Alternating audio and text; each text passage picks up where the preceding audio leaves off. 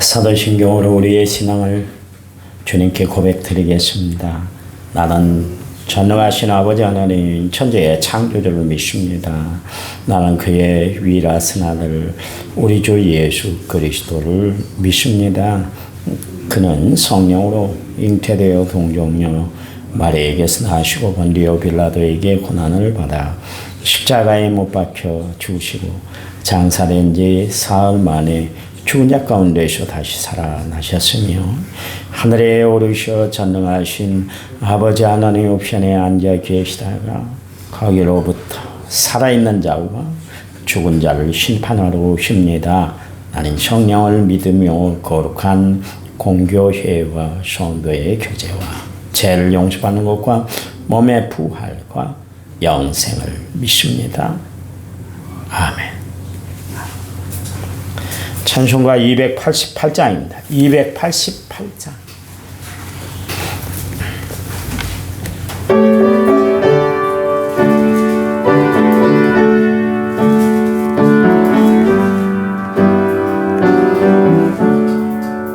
예수를 나의 구주삼 성령과 피로써 거듭나니 이 세상에서 내 영혼이 하늘의 영광 누리도다.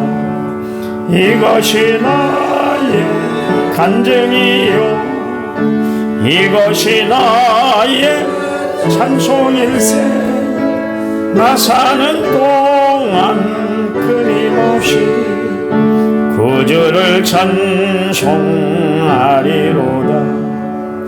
온전히 주께 맡긴 내 영 사랑의 음성을 듣는 줄 천사들 왕래하는 것과 하늘의 영광 보리로다.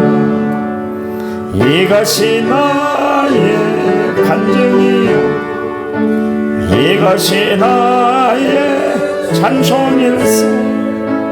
나 사는 동안 끊임없이 구주를 찬송하리로다. 주 안의 기쁨 누림으로 마음의 풍랑이 잔잔하니 세상과 나는 간 곳 없고 구속한 주만 보이도다. 이것이 나의 간증이요 이것이 나의 찬송일세. 나 사는 동안 끊임없이 구주를 찬송하리로다.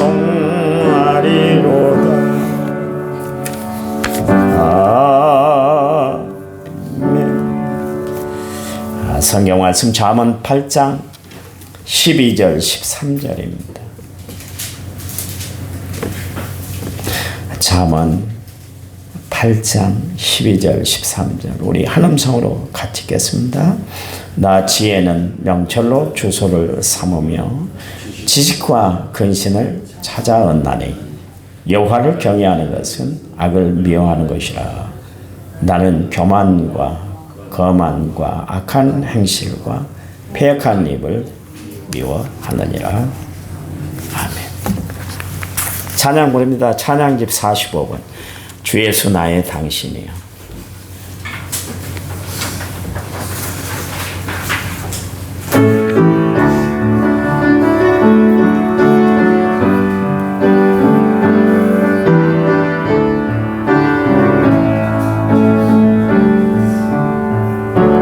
빛이 없어도 환하게 다가오시는 주 예수 나의 당신이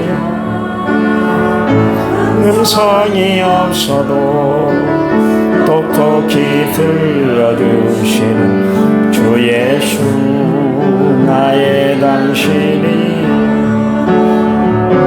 당신이 있으므로 나도 있고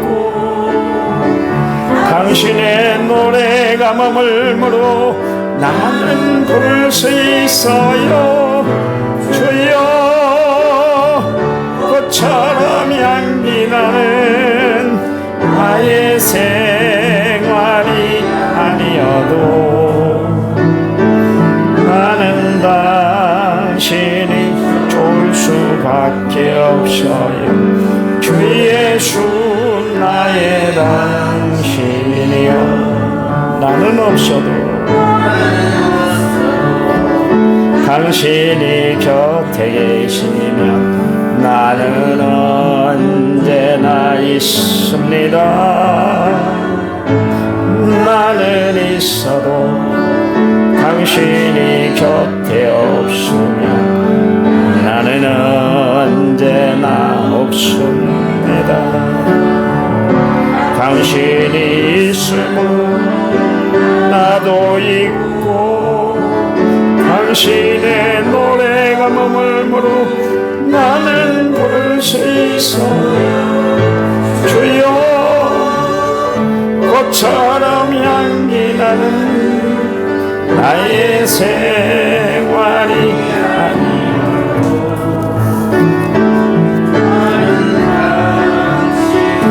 좋을 수밖에 없어요. 나의 당신이. 아멘.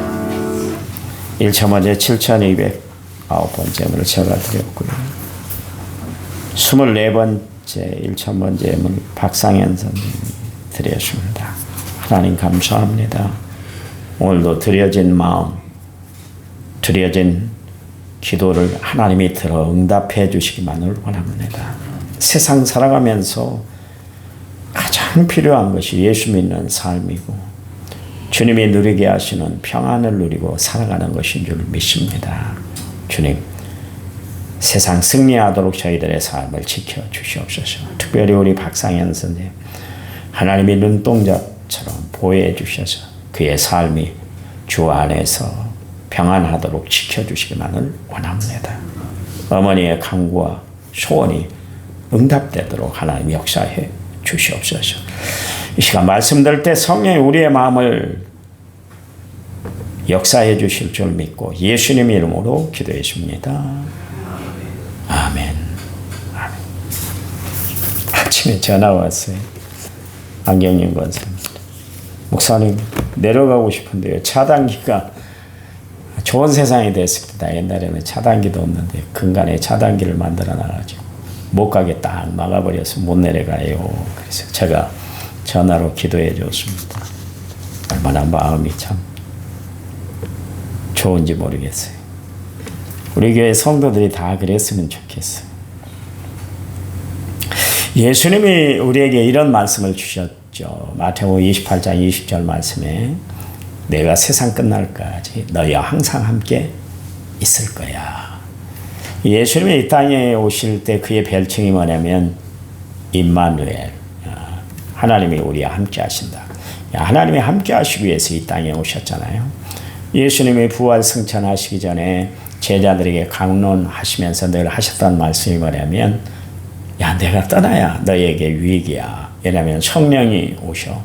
성령은 항상 너희와 함께 하시기 때문이다. 그랬습니다. 하나님의 유일한 목표, 그분이 가지고 있는 마음, 그것은 우리와 함께 하시는 거예요.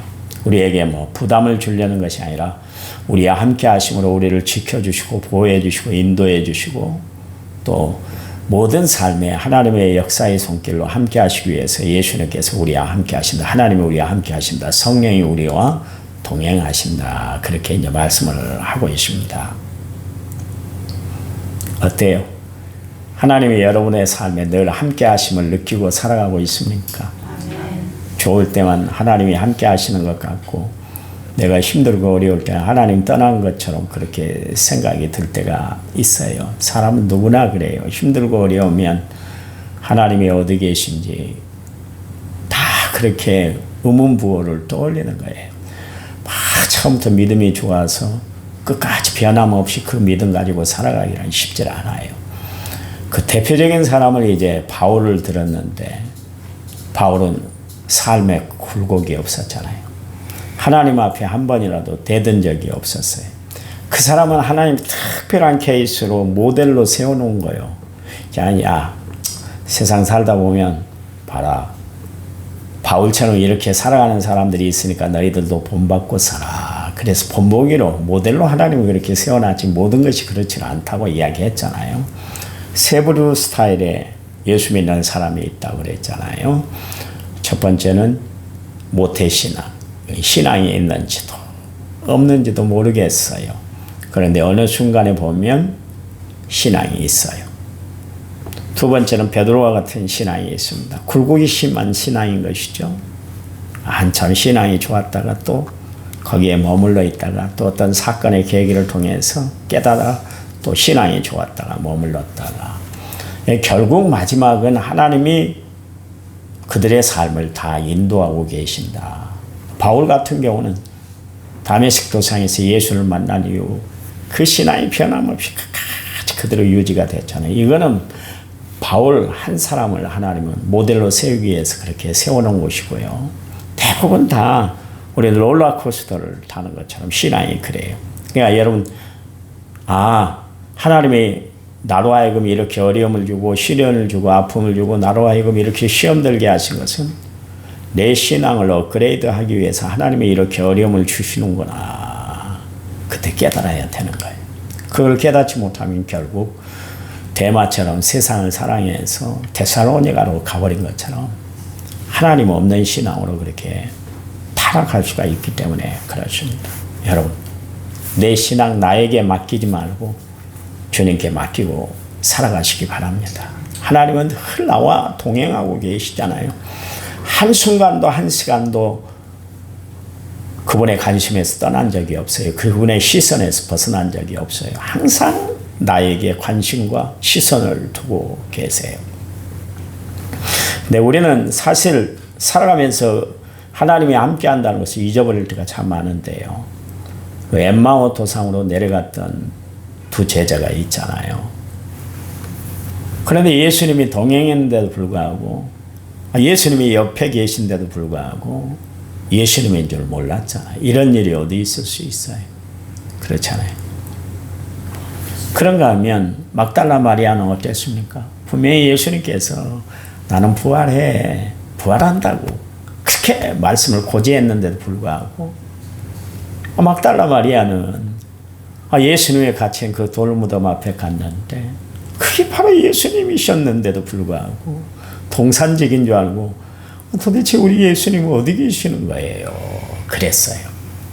같이 있었음에도 불구하고 같이 동행했음에도 불구하고 옆에 있었음에도 불구하고 예수님이 함께 하신다는 것, 하나님이 우리와 함께 한다는 걸 그들은 까맣게 잊어버렸잖아요. 고난 중에 우리의 마음문이 닫히면, 우리의 육안이 닫히면 영안이 깨어나지 못하기 때문에 하나님을 바로 보지 못하고 우리가 살아갈 때가 참 많아요. 이 사건이 성경에만 기록된 사건이 아니라 우리의 삶에도 그런 모습이 나타난다, 그런 이야기입니다.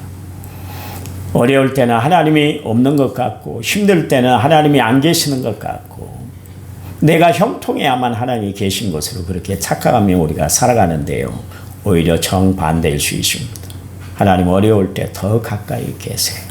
힘들 때 내 바로 옆에서 나를 확 붙들고 계신 줄 믿으시기 바랍니다. 여러분 믿음이 얼마나 커요? 그 믿음, 내가 붙들고 있는 것이 아니라 하나님이 나를 붙들어 내 삶을 인도하고 계신 줄 아시기 바랍니다. 우리는 삶을 살아가면서 교만할 필요도 없고 절망할 필요도 없고 낙심할 필요도 없고 또한 거만 떨 필요도 없다, 그런 이야기. 그래서 예수 믿는 신앙의 가장 중요한 포인트는 뭐냐면 겸손이에요. 겸손하려면 어떻게 해야 돼요? 하늘의 지혜를 받아야 우리는 겸손한 사람이 되는 거예요. 솔로몬이 얼마나 교만했겠어요. 사람들이 다 숭상하잖아요. 심지어 이디오피아 그 나라에 스바라는 여왕이 찾아왔는데 각종 기금속을 다 가지고 기중품을 가지고 이 솔로몬을 만나기 위해서 왔잖아요. 그 이야기는 무슨 이야기였습니까? 그 당시에 솔로몬 이야기는 원근 근처 멀리까지 그의 소문이 다 퍼졌다, 그런 이야기입니다. 그러니 얼마나 교만했겠어요. 야, 세상이 내 손 아래에 있구나. 세상 사람들이 이렇게 나를 보려고 이렇게 찾아오기도 하는구나. 그때 느꼈잖아요. 교만하다가 결국 넘어지고 말았지 않습니까? 그렇잖아요. 그래서 성경이 말씀하고 있잖아요. 교만은 뭐라고요? 넘어짐의 앞잡이다.